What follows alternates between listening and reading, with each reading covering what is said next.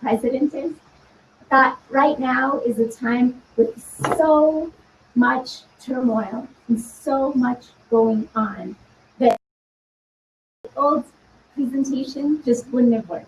So instead, I'm doing a presentation still entitled A Beautiful Mess, What in the World is Going On? Now, before we get into my learnings and the key takeaways, I actually think it's really important that we take one moment for me to ask all of you a question. And that question is, how are you doing? Now, this isn't like a joke like, hey, how's it going? Or how are you doing? Or something that deserves a fast answer like, we're fine, I'm good. The kids are A-okay. I really want you to think for a moment about how you are doing.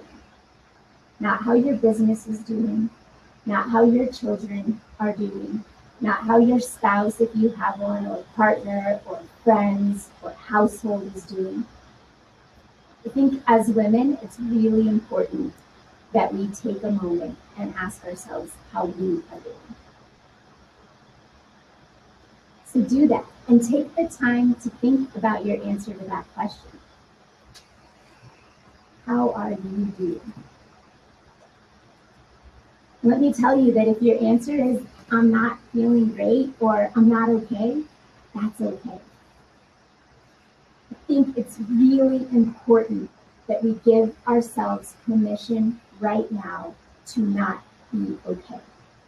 It's okay to not be okay. We are facing challenges that we have never seen before in hundreds of little tiny ways. In addition to, of course, the huge issues that we're facing as women, as some of us as mothers, as partners, as business owners, as members of communities, small and large, we are facing unprecedented challenges. And to ignore that and to push on through and act like it's not really happening, I don't think does justice to who we are, and I don't think will have us emerge in the strongest possible way. So again, ask yourself, how are you doing? And know that it's okay to not be okay. Now, something I learned a lot about is went through my bio. One of the things I also did is I ran the Children, Youth, and Families Department for the state of New Mexico. In that role, I learned a lot about something called vicarious trauma. Vicarious trauma is trauma that happens, not even necessarily that happens to you, even if whatever issue occurred or traumatic event didn't happen directly to you. It's also known as secondary trauma or compassion fatigue. It's the impact of indirect exposure to difficult, disturbing, or traumatic images, stories, or the suffering of others. It can also be known as emotional residue. The symptoms are similar to PTSD, and what I learned at CYFD is that it is real. This is a real issue that we experience. And as I started to learn more about it and read about it and recently even look into it more, I found some quotes that I thought were quite fascinating that I want to read to you. Vicarious trauma. This is by Hudnall Stam, a PhD. There is a soul weariness that comes from caring, from daily doing business with the handiwork of fear. Sometimes it lives at the edges of one's life, brushing against hope and barely making its presence known. At other times, it comes crashing in, overtaking one with its vivid images of another's terror or with its profound demands for attention, nightmares, strange fears, and generalized hopelessness. It sounds negative, I know. I feel I'm being a bit of a downer. But I'll tell you why this is so important. Another quote that I saw that was perfect was one of the folks I follow on social media and basically just cling to when I need a little hope, Glennon Doyle. And she said, hey, just wondering if anyone else feels like they've lost the point. I no longer know how I am. I do not know what to say or who to call, what to eat or how to plan or how I feel. So if I asked that question, how are you doing? And your answer was, I don't know. My guess is that's not, that there's a few of you for whom that was the answer. Because I think a lot of us are feeling this right now. She goes on to say, I'm kind of mean suddenly. The meanness that comes from numbness. She said, I've forgotten the structure, the way of things. I want something to change. The closest I have access to is claustrophobia. That's all. That was her quote. But I thought it captured so much what I have felt and what so many of my peers, my friends, my fellow moms, fellow business owners, even the men in my life have felt. We are in unprecedented times and we're feeling things we haven't felt before. We are, I believe, all experiencing a bit of vicarious trauma. The physical symptoms of it might be exhaustion, insomnia, headaches, grinding your teeth. I recently had to get something for grinding my teeth at night. The behavioral symptoms might be anger and irritability. Who of us has not been a bit more irritable over the last few months? The emotional symptoms, exhaustion. I felt tired like I've never felt before since being in this very unique quarantine, unquarantined, watching the news every day to see what the new case count might be, knowing the election was coming up and seeing the very different points of view. It's been exhausting. Some loss of appetite, that unfortunately hasn't happened to me. Another symptom could be binge eating. Bottom line is there are real, true symptoms that are associated with vicarious trauma. And what I would love for those of you watching this right now is to be aware of them. To be aware of them in yourself and give yourself that little bit of permission to feel what you're feeling and recognize it's okay to not be okay. And recognize it in others. Maybe it's not impacting you, because it's this really weird time where we're all going through the same thing, but it's impacting us all really differently. And so I would say take that time to recognize if others in your life may be experiencing this, and provide them with a bit of grace. Even just taking the time to recognize this is real, and it's happening, and it's impacting us all, will do work wonders in terms of that ability to be agile, adjust course, and better support those in our lives, including ourselves, who need that support. So what I would say again is it's okay to not be okay, but it's not okay to be mean. In all of my life's work, one of my goals was to get at what is the underlying cause of the issues that we see. So when I went to run the Children, Youth, and Families Department, that was my number one goal. I'm going to get at the root cause of the problems that our children are facing.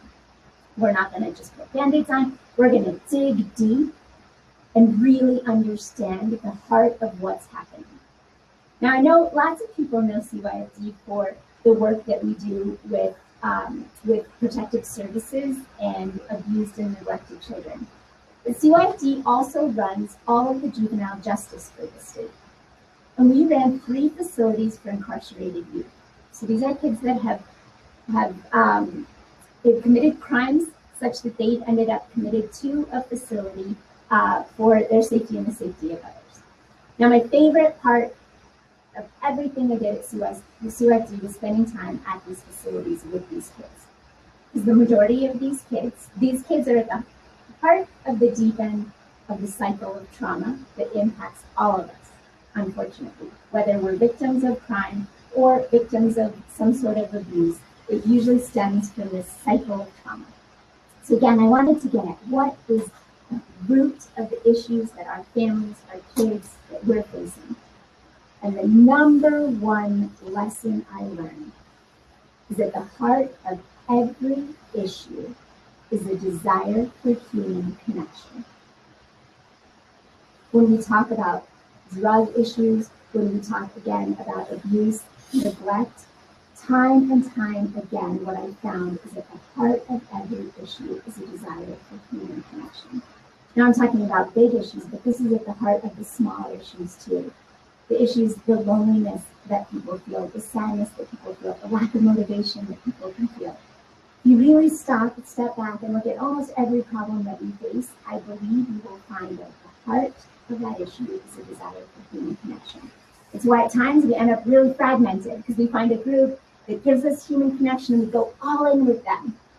And right now, what I think you can see in the world is that can have us quite divided. But again, I see very much at the root of that desire for human connection, a feeling of belonging. The idea that you're with someone else, that someone gets you, that someone understands you, and that you're not alone. So if we know that that is at the heart of every issue we face, what can we do? That's why I say it's okay to not be okay, but it's not okay to be me. Because probably the single most important thing we need to do right now, what I need to do, what everyone watching this needs to do, is be kind. We need to find ways to connect with one another. Connecting is getting more and more difficult. We can't connect like we used to. I used to do big presentations, and one whole part was just focused on smiles and the power of a smile. I worked, after leaving CYFD, I had the incredible opportunity to work with young kids at the border that had been separated from their parents, and with parents that were bringing their children to, I was in Juarez actually with a group of parents and children that were coming here, and I didn't speak Spanish. And that was, I thought, going to be a big problem, but what I saw was that the impact a smile could have on people's lives was significant. It was huge. Now we're all wearing masks. That ability to smile and impact people in that way has very much gone away. I'm working on the I smile, but I think I just look weird and creepy, but I think that's people in stores. So we have to find other ways to connect, but what we cannot do is abandon the importance of connection. I'm asking each and every one of you to find a way today and commit to connecting. Commit to connecting with just one more person. Set that intention and commit to connecting. The number 2 takeaway I have for you is that sometimes we have to slow down. I know we experienced some technical difficulties today and we're a bit late getting started, but maybe that was somebody's way of forcing us to slow down. My guess is there's at least a few of you who were backed meeting to meeting, jumping on and off Zoom calls. If your life is anything like mine, you had to run downstairs, get your kids who are now potentially at home, maybe doing schooling, their lunch, get the other one back on and get back up right in time for this to start. It is so hard to slow down right now, yet I believe that might be just what we need. We need to take that time to recognize things are not going to be perfect. If before you were performing at this level, it's okay if right now you're performing here. Now, anyone who's ever worked with me would be like, what is she saying? She never thought it was okay for us not to perform at our peak level.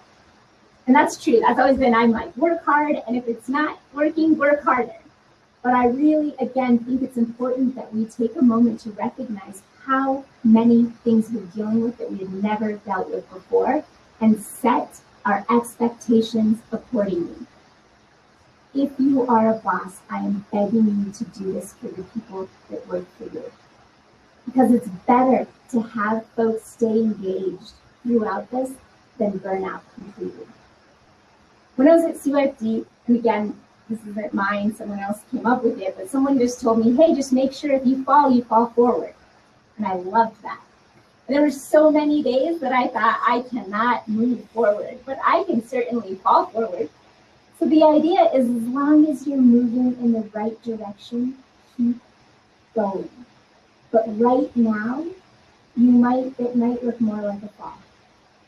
Or you might have already fallen, and so you're in the inch forward category or the crawl forward category. That's okay. Just don't give up. Keep moving forward.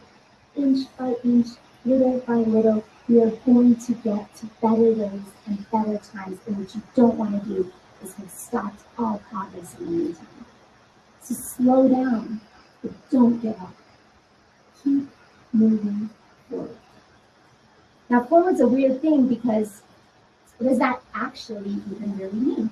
How do you know what forward is? Well, in order to know what forward is, you have to know who you are, what you stand for, and what matters to you.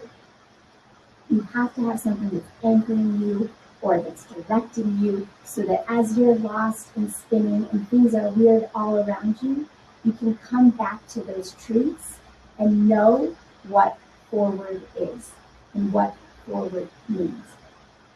So to do that, you have to, again, takeaway number 3, know who you are and what you stand for. Now's a good time to figure that out. Now that you might be stuck at home, no movies to go to, no sporting events, take the time to really figure out who you are and what you stand for. I'm going to give you 2 tools to use to do that. The first is a question to ask yourself. When was the last time you felt truly alive? Now notice, I'm not asking you what makes you happy. I'm not asking you what brings you joy. I'm asking you, when was the last time you felt truly alive? Think about that feeling of being alive. What it feels like. I can't put words to it, but you know it. So think about that feeling and think about the last time you felt truly alive. No judgment.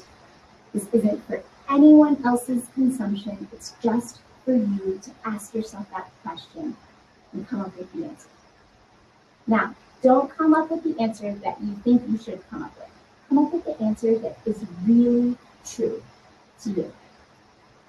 For me, it was when I was playing craps. Now, that was a long time ago, since we're not allowed to go to casinos anymore. At least I don't think we are. We might be. I'm not certain. So don't quote me on that.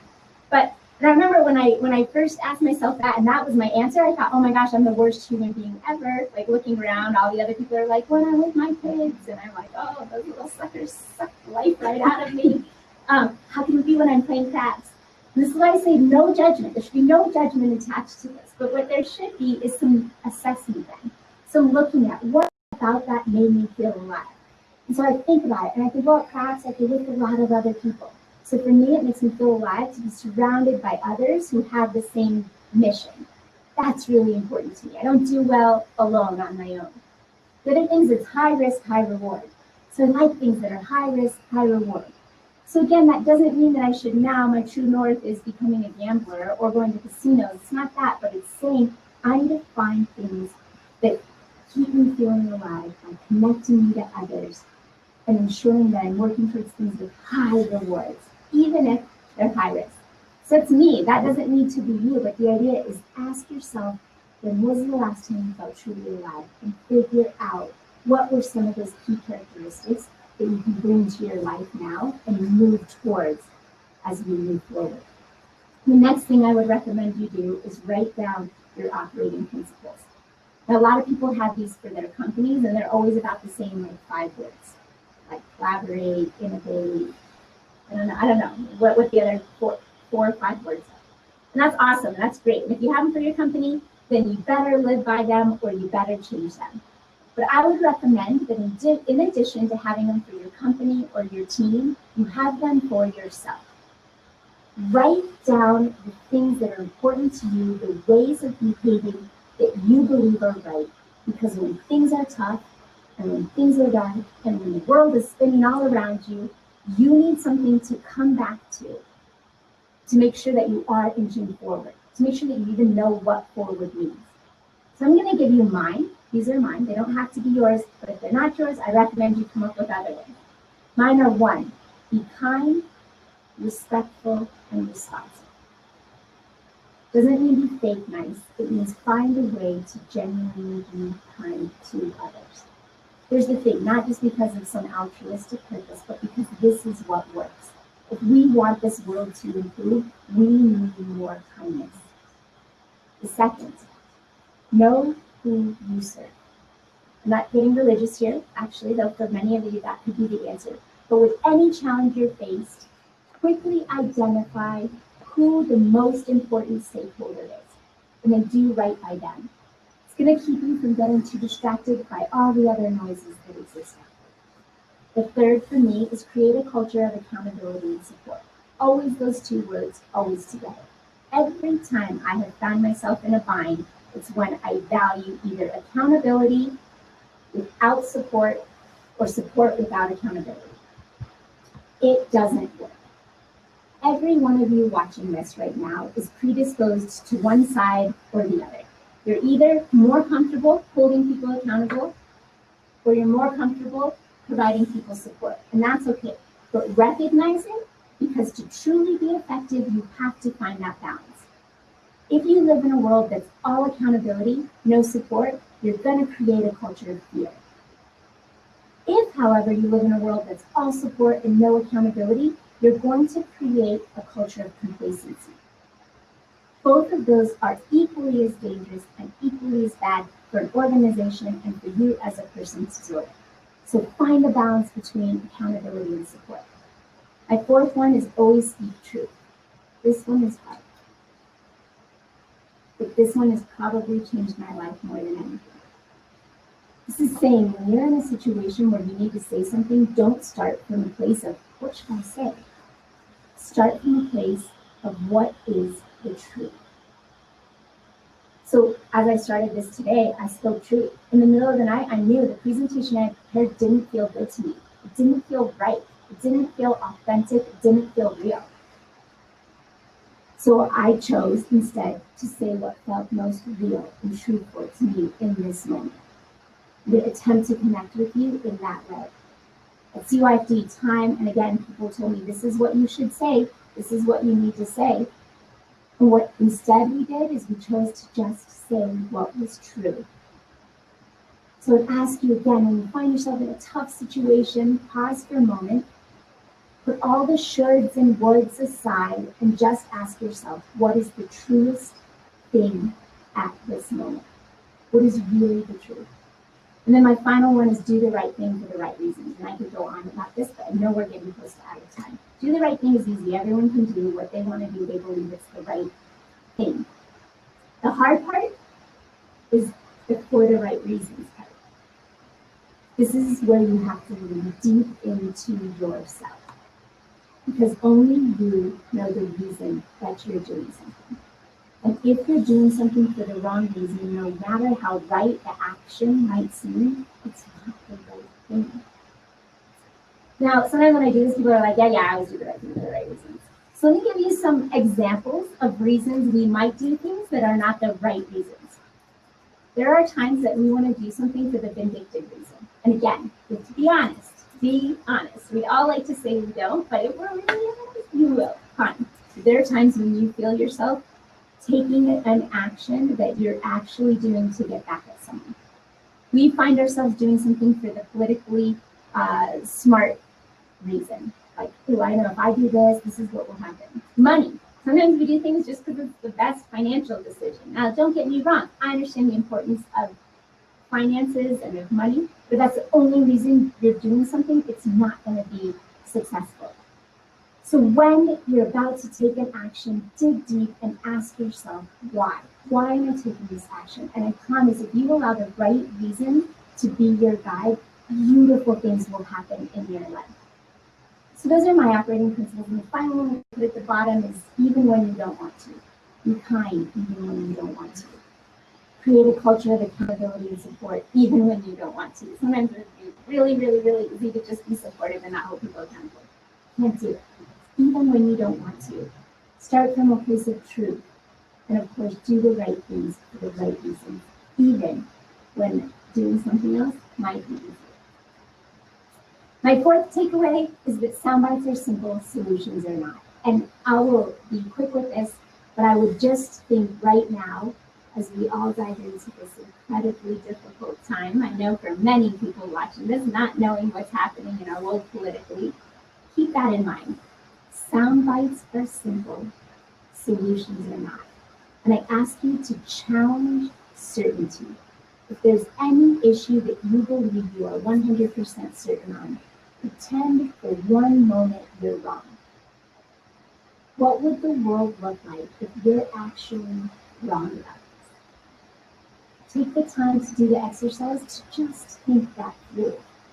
It's incredible. One of two things will happen. Either your wounds will get bigger and you'll see things from a different point of view, and you'll be much more empathetic to folks on all sides of an issue. Or you're going to end up coming away even stronger in your point of view, but you will have pressure tested it in a way that I think we've gotten away from. So challenge certainty. I'm telling you, after having worked at CYFD, worked on the border, worked in large corporations, and raised I believe my son is an anarchist. He teaches me more about the world than I ever could have dreamed. I've learned that the single greatest thing we can do to heal so much of what's happening right now is challenging our own certainties and remembering that sound bites are simple, but solutions are not. There has to be room for nuance if we're going to actually make the change that's needed in the world today. My last final takeaway is to breathe. Don't forget to breathe. All of you watching this right now, take a moment, take a deep breath. Remember that we can emerge stronger.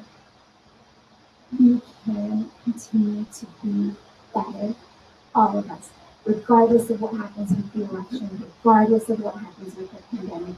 We have so much individual power and such an ability to improve this world, every single one of us, but we can't do it without taking time to breathe.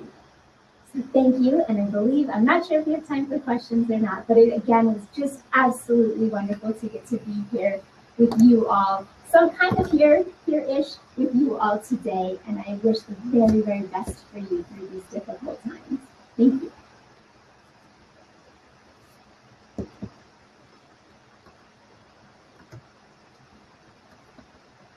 Monique, thank you so much. I have a million questions, and I would love to just be able to sit here and pick your brain about all the ins and outs of life, but I think we have some questions coming from the audience, so I'll direct those to you.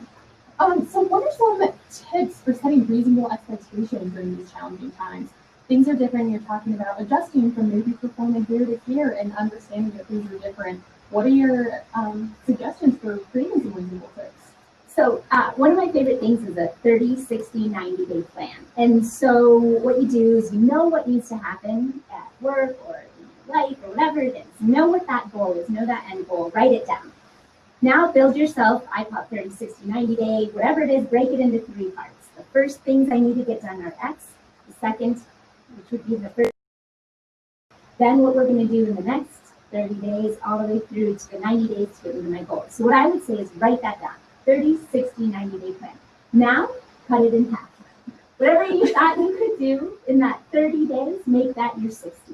Whatever you thought could be in your 60, make it your 90. And just recognize right up front that as we're dealing with figuring out technical issues, as we're dealing with parents being home with kids, as we're dealing with vicarious trauma in all of our employees, as we're doing all that, we need to be able to stay down. So build your goal, have your plan, and then spread it out over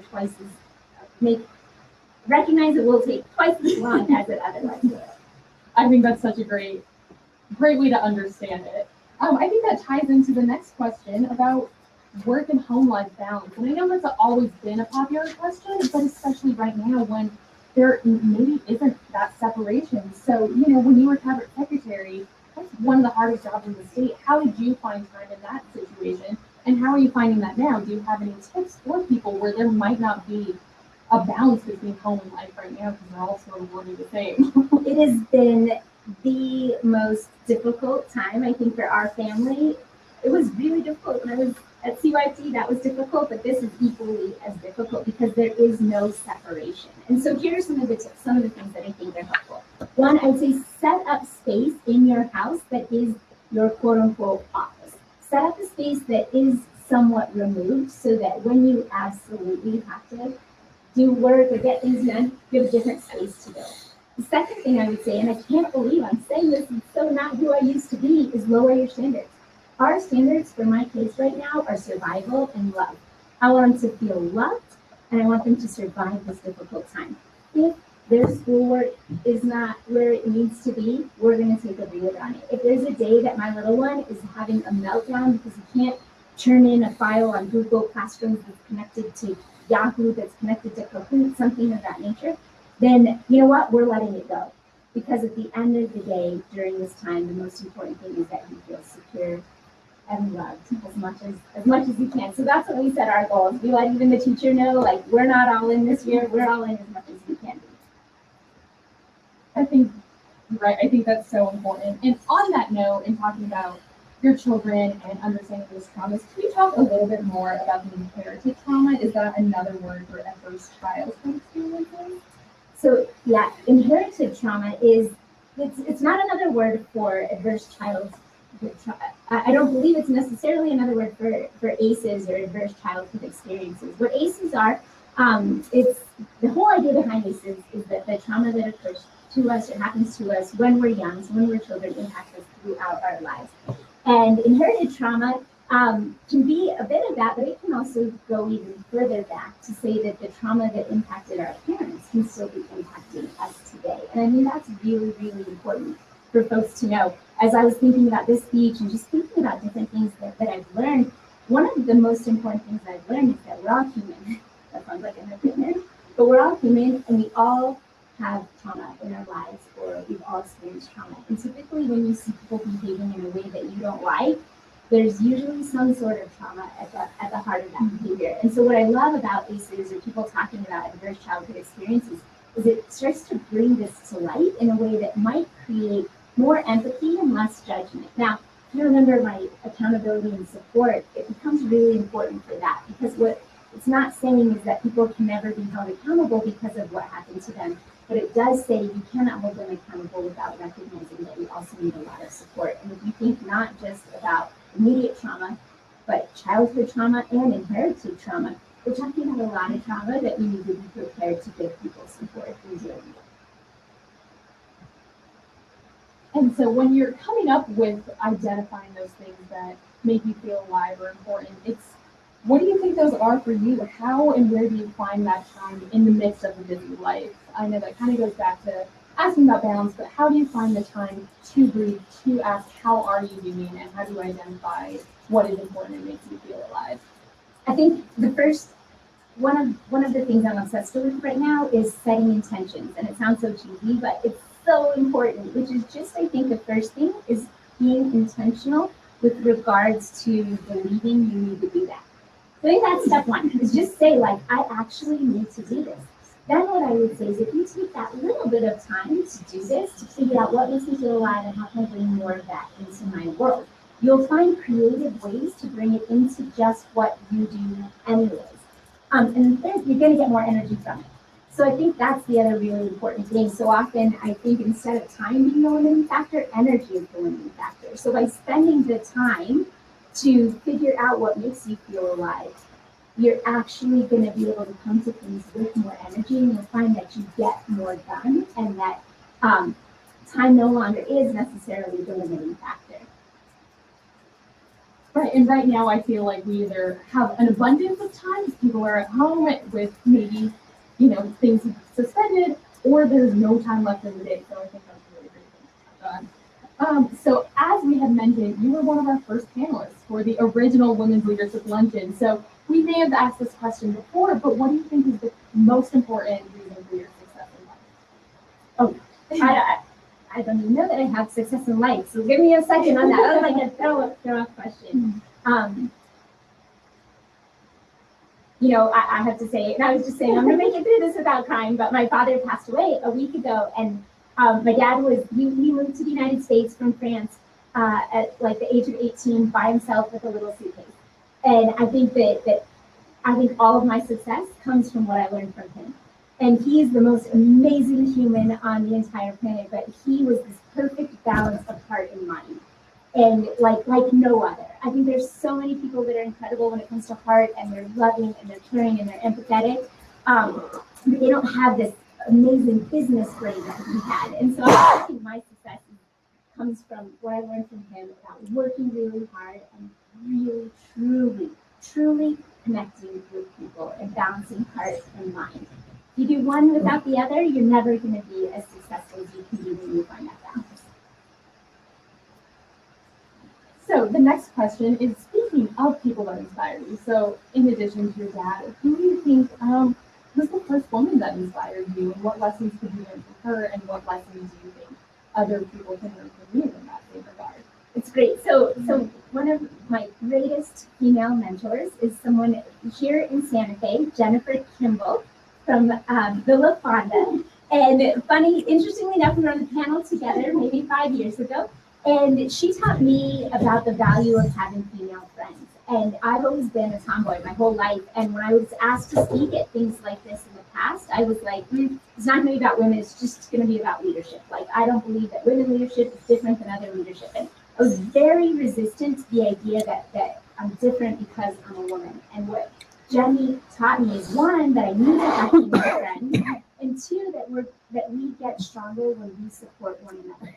And again, that never, I like heard other people say that and other people talk about it, but it wasn't something that resonated with me until I met her and really, really saw what it feels like, or felt what it feels like to have a strong female mentor and friend. And so if she's watching, I don't know if she is or not, but I'm sure people who know her is, she's just one of the most amazing women in terms of teaching me the value of being a girl's girl at times, and really leaning into my feminine energy, which doesn't come naturally to me, but I think makes me much, much stronger, better leader when I lean into it.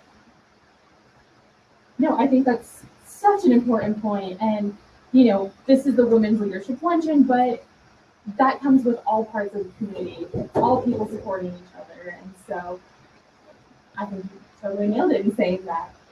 So I know we've spoken very generally about this theme of agility and being agile, and we've experienced that right now as we're getting started. But how do you define agility, and what do you think the important parts of that are? Yeah, I think that the biggest thing is you have to know where you're going. So if you set a vision and you know, here's what I need to get to, then you can be agile with regards to how you get there. And so I think that's really, really important for people to know, like, what is your goal? Where do you want to end up? Have that crystal clear in your mind, and then you can be pretty agile in terms of what it takes to get there. You can adjust course. Again, set that intention. So if your intention, like today, I said my intention was really to connect with people, to have them have one takeaway, like one thing that could improve their lives.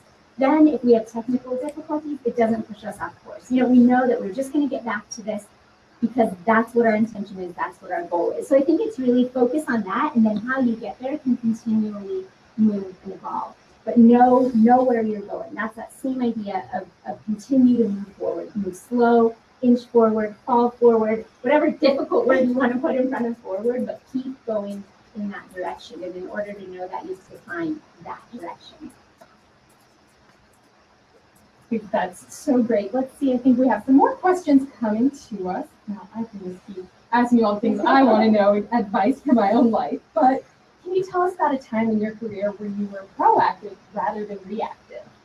That's great. I think my whole career, I'm focused on being proactive. It's, again, it's that idea of set a vision. So as soon as we got to tourism, or as soon as I got to the tourism department, I was very clear, here's what we need to do. We need to build a world-class brand. We need to unify the industry. We need to get data to help us answer questions, and we need to inspire in-state pride. Like, we knew that was our goal. So, and I think, again, it's really important, same with CYFD, we immediately laid out our goal was to improve the quality of life for our children, period. So again, set that goal, and then everything falls into place because you know what you're working towards. So yeah, I think for me, I probably am 99% of the time proactive because I start with that vision. Where do I want to end up?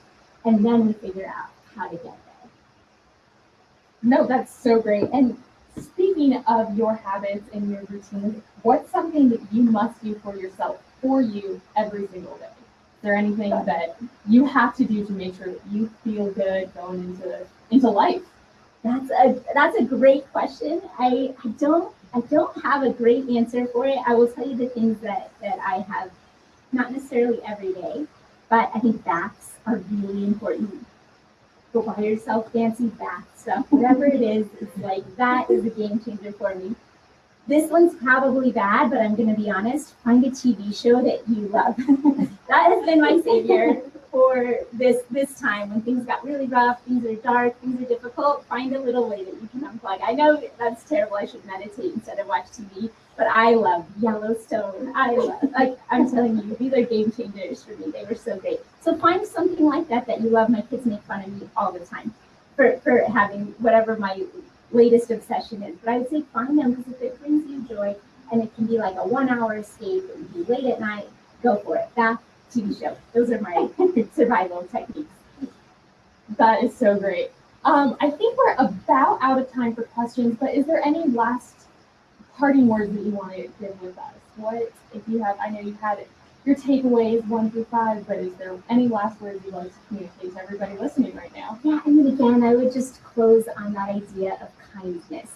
And I think sometimes when we feel we are in a place of moral high ground, we actually can slip into a place of being mean. And I, again, having been in a pretty public eye, I saw so much just people feeling comfortable being mean. And my real true hope would be just to pause in that moment, even if you're right, even if the argument my son and I always get in, I won't go that far for this, but even if you're right, even if they're wrong, even if they're horrible people in your mind, I would say find it within your heart to show them kindness, because I truly, truly believe that's the only way we're going to get to a better, more cohesive, stronger place as a society, is if we can really, really, really find it within each of our hearts to treat people with kindness.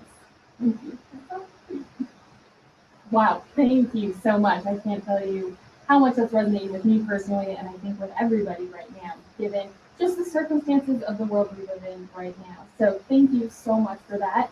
To everybody that is joining us, I want to encourage you all to stick around for the rest of the month. This is only the very first event. We have Cheryl Alters Jameson next Wednesday, same time, same place on Hop In, and she will be sharing her story with us next. So stay tuned on that.